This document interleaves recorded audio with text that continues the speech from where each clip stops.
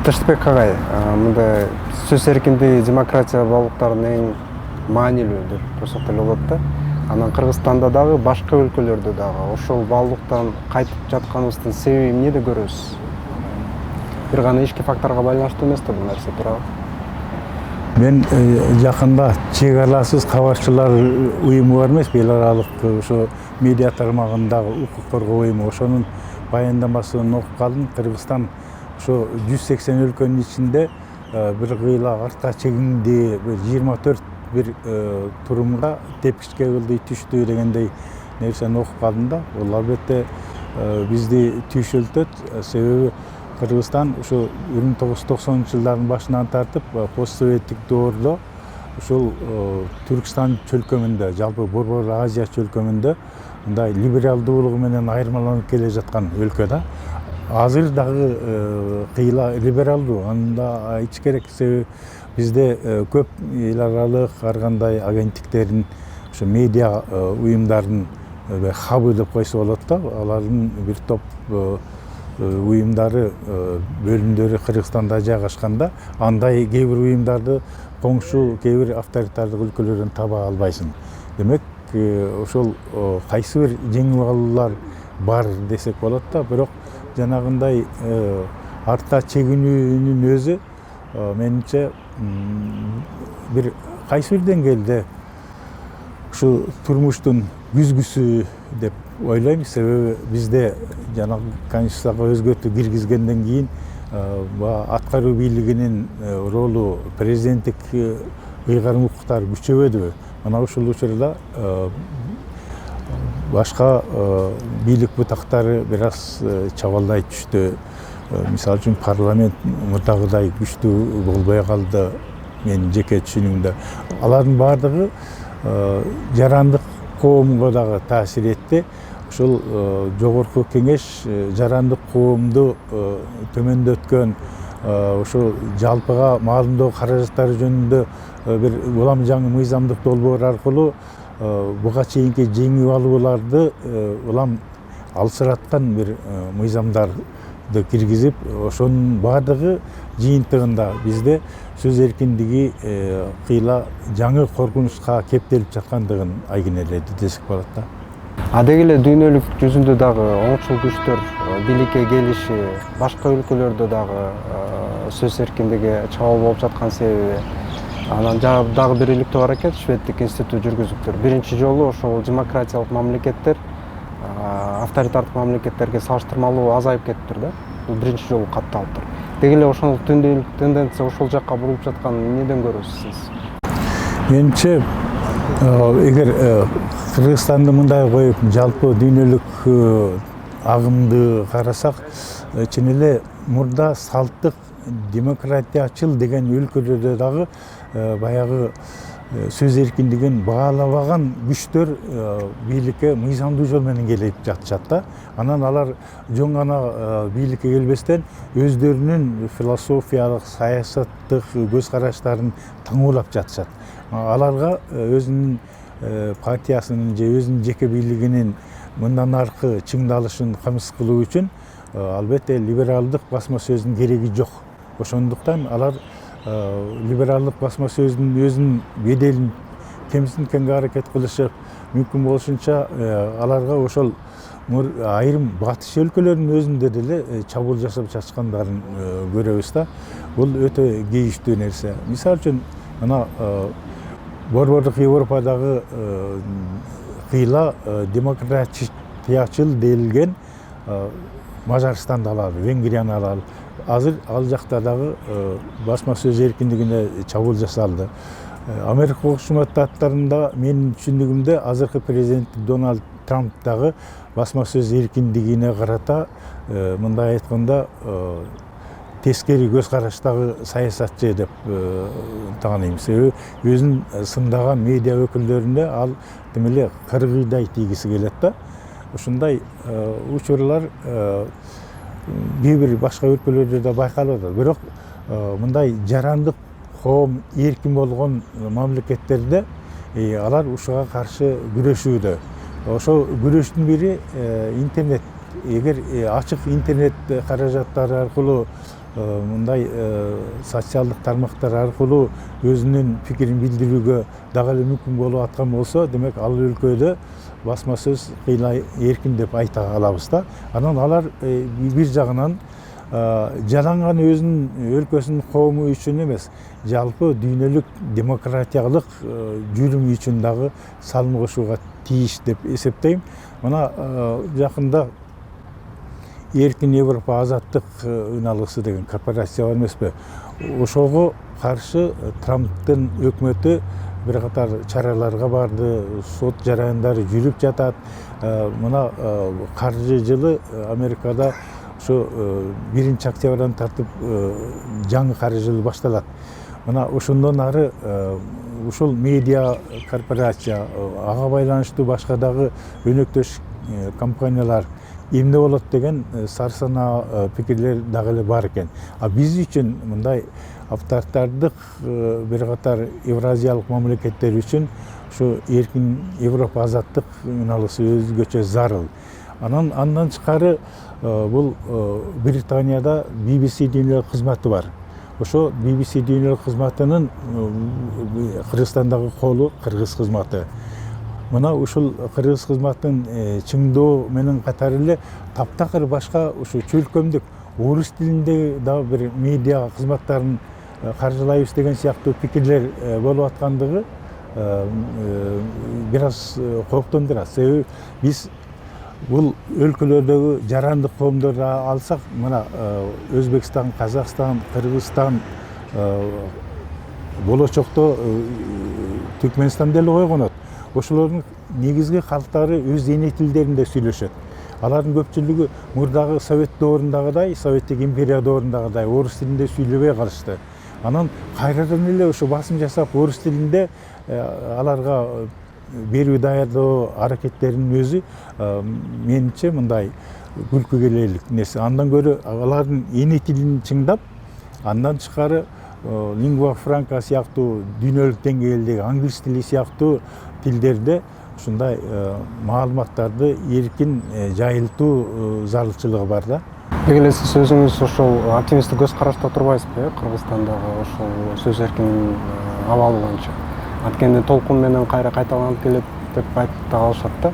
Бир жолу ошол авторитаризмде кеңейет, бирок дагы бир толкун менен биз өзүбүздүн баалуулуктарыбызды кайтып алабыз деген көз караш бар да. Ошого кошуласызбы сиз өзүңүз? Мен жарандык коомдун келечегине ишенем.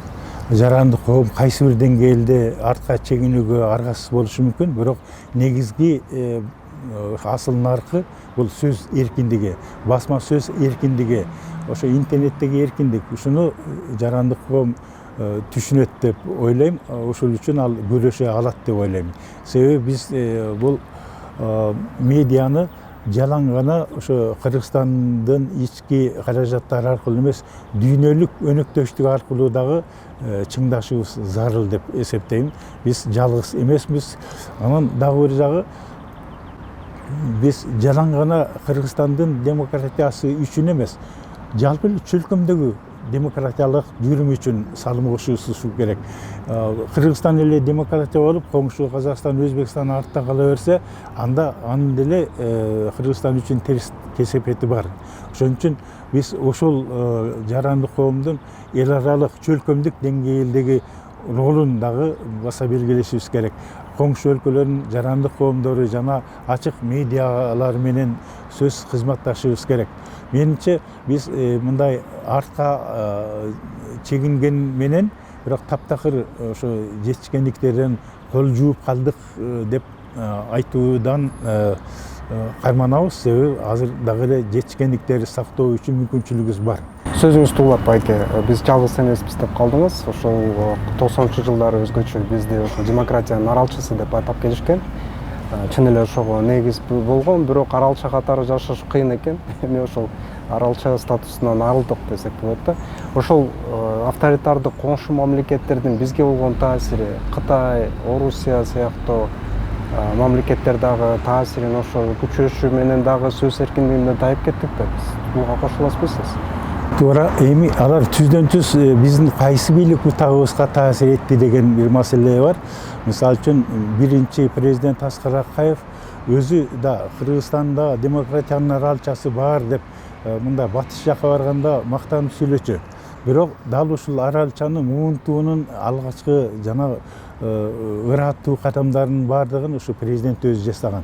Бизде ошон үчүн президенттик бийлик бутагы кээде мисалы үчүн Роза Отунбаева сыяктуу либералдар бийликте болгондо ошо демократия үчүн ойносо, а кээ бир учурларда тескерисинче демократиялык асыл нарттары тебелеп тепсөө үчүн кызмат кылганда, мына президенттик бийлик ыйгарымдарын өзгөчө күчөтүү, баягы мыйзам чыгаруу бутагынын кайсы бир деңгээлде мындай көз каранды кармоо, парламентти көз каранды кылууга аракет кылуу, ушулардын баардыгы президенттик бийликтен чыгат.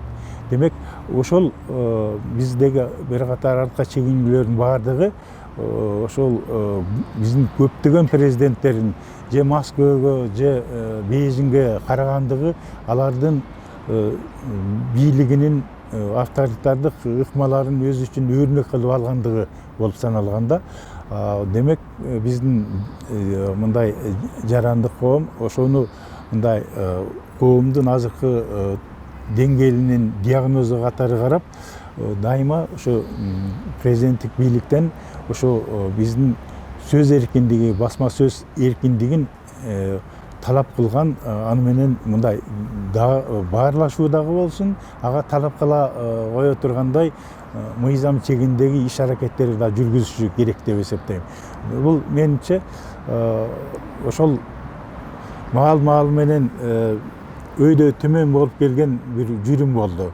Анан кээ бир учурда мындай таптакыр туура эмес мыйзамдык долбоорлорго вето койгонго Кыргызстан президенти да барып жатат, ошо жарандык коомдордун өтүнүчү менен. Бирок ушуну аягына чейин чыгарыш керек. Мисалы үчүн ошол мына интернетке байланыштуу жалпы маалымдоо каражаттары жөнүндө жаңы мыйзам долбоорун мына жарандык коомдор ушундай каршы чыккандан кийин президент да карап, анан кайра жаңы өзгөртүүлөр жөнүндө сунуш кылган. Бирок ал сунуштардын баарын четке кагып, жарандык коомдун баардык өтүнүчтөрүн көзгө илбей, жаңы мыйзамды кабыл алышты деп мен маалымат каражаттарын окудум, ошол мыйзамды өзүн көрө элекмин. Демек, бул жагатта бизде дагы эле ошо талап кылуу зарылчылыгы болгон тармактарыбыз бар. Алардын бири ошо медиа тармагы деп эсептейм. Бул мына азыркы учурда албетте бийлик органдары, прокуратура, башкалар ошо кээ бир эркин журналисттерди камакка алган учурлар бизде көбөйгөнү өтө өкүнүчтүү. Мына ушулардын баарын биз өзүндө болбой, жалпы коом өзүнүн мамилесин билдириш керек. Биз айырмалуу болуп келген өлкөбүз, ушу чөлкөм боюнча. Ошо жакшы буга чейинки жетишкендиктер дал ушул эркин медиа менен байланыштуу экендигин биз баардыгыбыз, анын ичинде парламент дагы, сот бийлиги да, президент дагы, карапайым жарандар дагы билишибиз керек. Мына Орусиядан бизге качып келген далай жарандар бар азыр. Мына Украинага каршы баскынчыл согушту каалабаган, аны менен макул болбогон далай орусиялыктар Кыргызстанда жүрөт.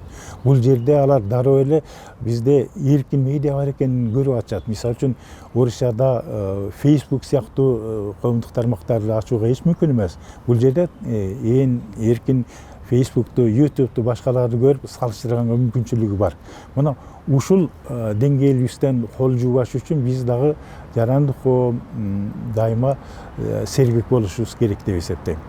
Сөз эркиндиги жөнүндө айтуу менен ошол тынч жыйындарды уюштуруу жөнүндө да айта албайбыз да. Анткени кыргыз тарыхында дагы бул бири-бири менен чырмалашкан баалуулуктар деп айтууга негиз бар. Анткени ошол сөз эркиндик дагы ошол тынч жыйындарды уюштуруу убагында чыгат да, жана ошол баса белгилейт. Ошол боюнча дагы биз кайтканыбызды кандай көрөсүз? Деги эле ошол көп учурда бийлик дагы ошол тынч жыйындарды уюштуруу, митингдер бул ошол кыргыздарга жат, деги эле ошол өнүгүүгө мындай жолтоо болгон нерсе катары таңуулап келет да. Буга эмне деп жооп берет элеңиз? Биз 89-90 жылдардагы саясий жүрүмдөрдү карап көрөлүк. Ошондо туура коммунисттик бийликке каршы нааразылык жыйындары, митингдер көп болду. Ошол митингдердеги талаптарды анан бийликтер жүзөгө ашырууга аргасыз болушкан. Бул кээ бир башка коңшу авторитардык өлкөлөрдөн айырмаланып биздеги митингдерди жапырткамаган учур болгон эмес. Ушу мына ырамактуулук болуп кетти Абсамат Масалиев. Биз анын коммунисттик авторитардык режимдин өкүлү катары саясатына каршы чыкканбыз. Бирок бир жагын ал каза болгондон кийин ачык айталы, ал камап матап ушундай зомбулук аракетке барууга эч качан макул болгон эмес да. Бизде ушундай диалог түзүүгө, баарлашууга ал өзү аракет кылган. Кийин мына ушулардын баардыгын биз баса белгилеп, кайсыл учурда, кимдин учурунда митингдер таркатылып атат, жазаланып атат, алардын баарын тарых үчүн биз каттап калышыбыз керек. Бул биздин жол эмес, эркин жыйын куруу, бул дагы жарандык эркиндиктердин бири. Ошо 1990-91 жылдарда кандай эркин болсок, дагы ошондой эркиндикти азыр дагы биз камсыз кылышыбыз керек деп эсептейм. Албетте бул кээ бир учурда бийлик баягы мыйзам чегинен чыккан бир талаптар болду деп кээде шылтоо менен бирөөлөр кармаган учурлар да болуп атпайбы? Анын баарын биз жакшылап талдашыбыз керек. Негизи бизде ошо талдоо жөнүндө дагы кээде айрым бир тараптуу эксперт деген адис деген кишилерди дагы биз биринчи өзүңүн укугуңду, өзүңүн коомуңдун укугун билип ал деп айткыбыз келет да. Бул мисалы үчүн бизде Максим Горкийдин айкелинин жанында мындай ачык сүйлөшүп, эркин бир жыйын курууга мүмкүн деген нерселер бар болчу. Алардын баардыгы азыр чектелип атабы, жокпу? Ошолорду биз талдашыбыз керек. Эркин жыйын учурунда албетте президентке болобу, башка бийлик өкүлүнө карата болобу сөзсүз сын айтылбай койбойт. Ошолордун баарын эле агрессивдүү деп терс баглай берген туура эмес деп эсептейм да. Коом маал менен ушул жыйындарды эркин куруу аркылуу өзүнүн көйгөйлөрүн ачык айтып алып, анан коомдун ошондой өкүлдөрү жеңилдей түшөт. Мына ушунун өзү бийликтерге да керек. Мына ушуну бийлик өкүлдөрү дагы мындай таназарга албай койбой эсепке алып туруш керек. Кээ бир учурда өздөрү да ушундай жыйындарды курууга керек болсо шерик өнөктөш болушу керек деп эсептейм. Кызыктырбаш керек. Себеби коомдун көйгөйүн ачык айтып алгандан кийин ошол коомдун өкүлү эми бизди угушту деп туруп анан тынч таркап кетет. Масалиев жөнүндө айтып калдыңыз агай. Ошол инсан Борбор Азия мамлекеттеринин ичинен жападан жалгыз бийлигин тапшырып кетти да. Башка мамлекеттерде, Өзбекстанда, Казакстанда мурунку партократтар, ошол биринчи секретарлар бийликке келген болчу. Ошол терисин алмаштырыпчы. Ошого дагы сиз айтып жаткан жанагы демократиялык ДДКнын дагы таасири бар болчу да, туурабы? Ошондой болушун. Деги эле ошол ДДКнын феномени жөнүндө айтып кетсеңиз, анткени мына жакында эле юбилей өттү, китептер чыкты, сиз сөзүңүз ошол эң ошол айтып берүүчү адамдардын бирисиз да, ошол боюнчачы. Эң негизги феномен боюнча айтып кетсеңиз, эмнеге маанилүү биз үчүн ошол? Кыргызстан демократиялык кыймылы, кыргызча КДК, орусча ДДК деген бул саясий блок.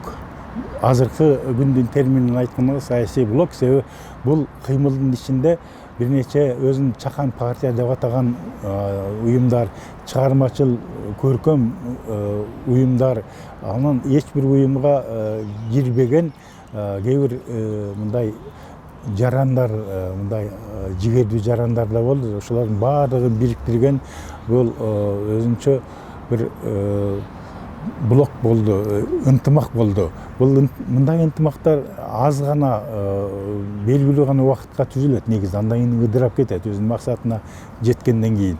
Бул ынтымактын алгачкы максаттары ошол 1990-жылы 25-26 майда уюштуруу жыйыны болду алгачкы жолу. Ошондо алар демократиялык баалуулуктар менен чыгышкан. Алардын арасында түгүл реформачы коммунисттер да болгон, муну да айта кетиш керек. Анан алардын айрым өкүлдөрү парламенттин депутаттары болду. Маселен, алардын арасында Казат Акматов болду, Өмүрбек Текебаев болду депутат катары. Анан аларга ылым санаган бир топ айдыңдар, Абдыганы Эркебаев сыяктуу бир катар айдыңдар дагы болушту.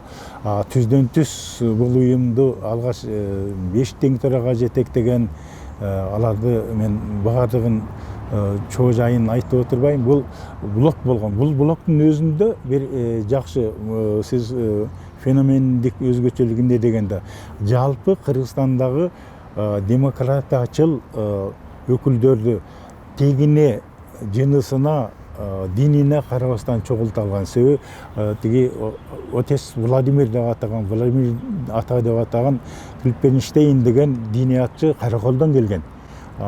Наталья Абулова деген Бишкектик укук коргоочу айым болду. Полициядан бизге мисалы үчүн ошол учурда Виктор Черноморец деген агабыз өткөн. Абдан көп башка улуттун өкүлдөрү, уйгурлардан да болду, Дунгандан да болду. Иш кылып ким Кыргызстан демократиялуу жараян болушу керек, Кыргызстан демократиялык нух менен өсүшү керек дегендин баары ушуга чогулушту. Мына феномени дал ушу элдик майдан деп мисалы үчүн Балтика боюнда айтып атпайбы? Биздин өзүбүздүн элдик майдандык вариантыбыз андан да кеңирээк болду деп эсептейм. Анан ал көп саясий уюмдардын, чакан уюмдардын баардыгын бир нукка багыттай алды. Феномен ушунда өзгөчө ушу 90-91-жылдардагы жүрүндө. Анан алар ушул жалаң Кыргызстан жөнүндө ойлогон жок.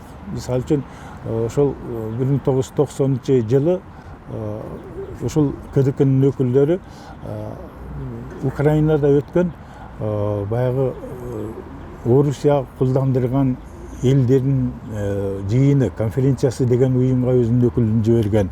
Ошо Союдис, жанагы элдик майдан сыяктуу Балтика боюндагы уюмдар менен, ошол эле Петербургдагы, Москвадагы демократиячыл топтор менен дагы тыгыз байланышкан. Өзбекстандагы, Тажикстандагы, Казакстандагы кыймылдар менен дагы байланышкан. Демек, бир учурда бир нече багытта иштей алганда, бул бир чети ошонун жетекчилигинде бир жалаң эле 5 тең төрага эмес, ушу башкармалын мүчөлүгүндө мындай көптү көргөн, көптү билген, көп маалыматы бар айдыңдар, интеллектуалдар топтолгондугун көрсөтөт. Бул жөн эле мындай иш кылып эле бизге мындай саясий өзгөрүү керек деп кыйкырып чыккандарын эмес, олуттуу саясий ой жүгүрткөндөрдүн бир саясий биримдиги болгон да. Менимче ошо КДКнын айырмалуулугу. Анан ал баарлашууга дагы жарай алды. Бир эле учурда туура иш жасаган учурда бийликтер менен дагы кызматташа алды. Мына тумуш президенттин кеңешчилеринин бири КДКнын өкүлү Казат Акматов болгон.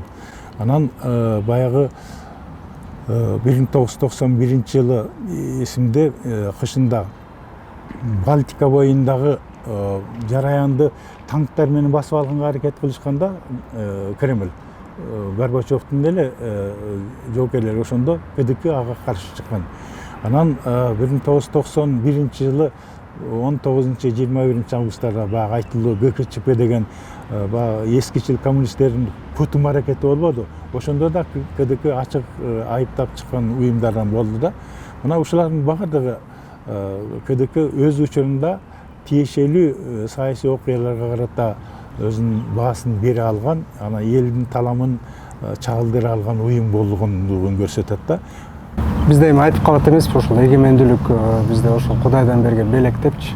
Бирок чындыгында ошол ДДКнын болушу бул дагы күрөштүн жыйынтыгы деп айтсак болот да, туурабы? Ошону дагы мисал катары көрсөтсөк болот. тарыхта да ошондой калат. Албетте, бир жолу ошо саясий төөлдөрдүн бири асмандан эле бизге эркиндик түшүп келип калды. Кремль өзү жанагы үч славян чогула калбаса биз эркин болмок эмеспиз деген сыяктуу сөздөрдү айтып чыкты да, биз ага каршыбыз. Себеби мына 1970 жылдардын башында юридик илимдеринин туңгуч доктору болгон кыргыз саясат таануучусу, укук таануучусу Кубанычбек Нурбеков Советтер Союзунун баш мыйзамын колдонуу менен Кыргызстан эсирден чыгып кете алат деген таасын жобону алып чыкты. Эми ал Америка ачкан жок, ошол Конституциядагы эле жобо. Ооба, бирок ошол жөн эле ошону тастыктап дагы бир айтып койгон үчүн эле аны куугун туташып, ал 1985-жылы эрте каза болуп калды. Анан ал киши өлгөндөн кийин 6 жылдан кийин ошол конституциялык укукту пайдаланып Кыргызстан өзүн 1991-жылы 31-августта көз каранды эмес мамлекет деп жарыялады да. Бул бала ыйлабас эмчек жок дейт. Ошондон мурун КДК дагы эгемендикти талап кылган. Анан биринчи ошо 90-жылы 15 декабрда эгемендик жөнүндө декларация кабыл алынган. Анда да өтө көп радикалдуу көз караштар айтылган. Жумурияттын атынан советтик социалисттик деген сөздөрү расмий түрдө Конституциянын өзүнөн алып салышкан. Мына мунун өзү демек эгемендикке карай күчтөр бар экендигин бизде чагылдырган, көрсөткөн. Эгемендик жөнүндө идеяларды мисалы үчүн Азаттыктан Азамат Алтай, Кыргызстандын ичинде Түгөлбай Сыдыкбек уулу сыяктуу инсандар айтып чыккан.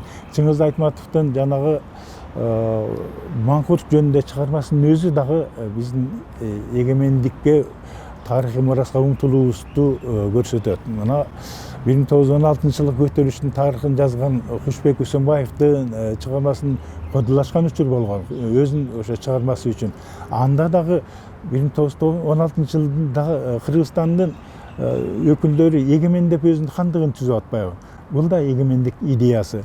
Анан Манас эпосун изилдегендер 1950-жылы жазаланып Гулакка тартылган учур болду.